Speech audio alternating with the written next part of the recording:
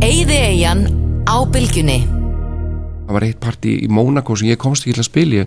Þar var kom Tina Turner og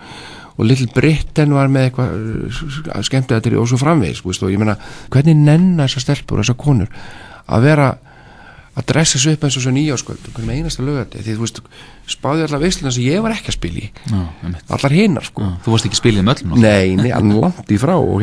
þannig að ég geti ímyndað mér að þetta fólk hafi verið bara jafnvel búin að fá leið á sig líka, En hvaða tónlist höfða mest til þessum? Það náttúrulega, það þarf eiginlega að vera melodía, ég er nú bara held ég af þeirri kynslóð hreinlega og það er ekki nóg fyrir mig að sé eitthvað eitthvað bara taktur sem að ég veit að höfða til fólk þannig ég er nú alltaf svag bara fyrir melodískri tónlist Ertu sem sagt bara sofin, vakandi tónlist þegar að segja bara frá mótni til kvölds? Það er dálítið þannig bara út af starfinu en ég spila alls ekki nógu mikið á píanó ég á flíil heima og hann stendur og voða mikið bara eins og einhverjum bubla því að ég er alltaf ekki í stúdíói mikið á daginn eða leikhúsunum þannig ég er svona stundum sakna þess að vera bara áhuga maður og vera bara heima að hlusta og spila svo fyrir áhugan þetta er svona tvíbent að vera að vinna við áhugamáli sitt